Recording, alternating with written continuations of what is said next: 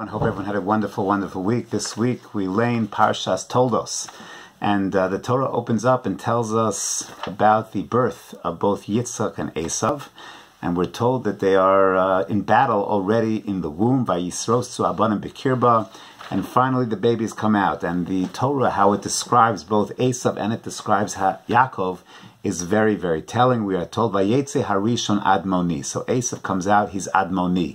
He is red. Red implies passion, energy, a certain fiery personality. Kulo ka'aderet se'ar. He is hairy, which also suggests there's a certain physical maturity about him. Vayikru shmo Esav. And he's called Esav, perhaps milashon asui. He's not a developing personality. He's not someone who's growth-oriented. He's ready-made. He's fully developed. He has a full head of hair, and fundamentally different, as we will see from Yaakov. The next pasuk teaches us, "Va'acharei ken yotza achiv." Then comes Yaakov, "V'yado ochezes ba'akev Esav." Vayikra shmo Yaakov, and he is named Yaakov. The name Yaakov itself, Yaakov is future tense. He is projecting to the future. We find him as he's born, he's reaching out, he's clutching at the heel of Esav, reaching, striving.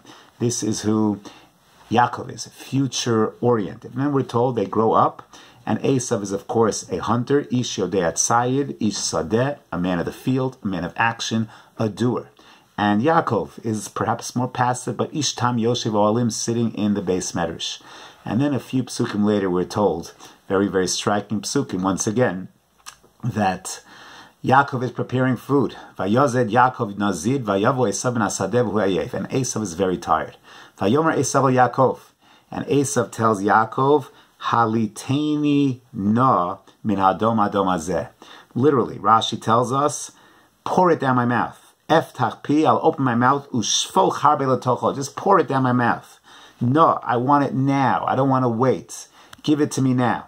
He is a man of action, a man of the here and now, a man of the present. Yaakov is deliberative.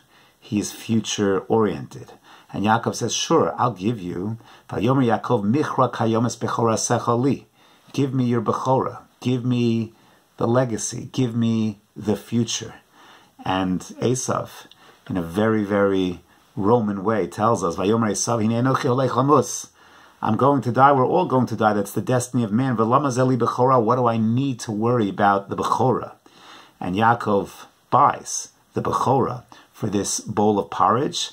And Vayakov nosan Esav le'Esav lechem nezid Hashem. He gives him the food. And listen to this.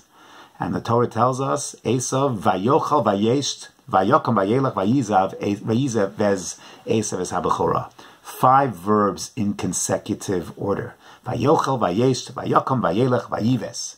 Esav eats, drinks, gets up, moves, and abuses, disgraces the Bechorah.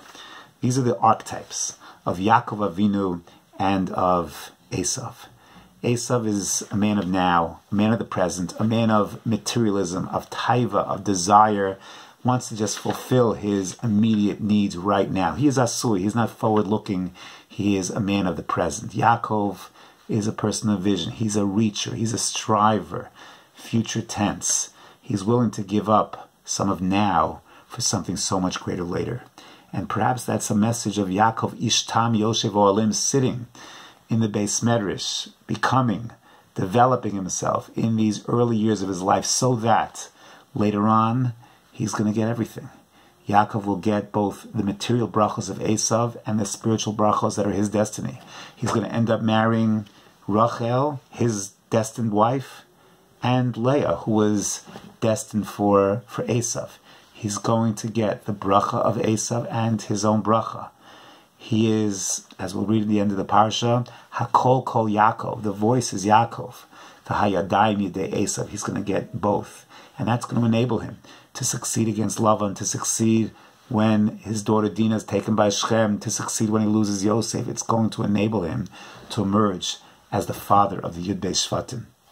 Those formative years where he's willing to sacrifice some of the material in order to build himself, in order to be great, in order, yes, he'll give up some of that porridge in order to get the bracha, the bechora, that is really meant for Esav. And this is who Yaakov is. And perhaps that's a legacy for all of us, is to understand that we don't live for the present. We don't live for the here and now. We don't live for the desires of today. But we look ahead. We're forward-looking. We understand that we are building towards a future. And sometimes that requires sacrifice of something today in order to build something so much greater for tomorrow, for our children, our grandchildren, our families, Klal Yisrael. And that's the legacy that Yaakov leaves us, the contrast between Yaakov and Esav. And may we be continuing to grow as part of Zera Yaakov, learning from the wonderful lessons that he teaches us. Have a wonderful Shabbos Kodesh.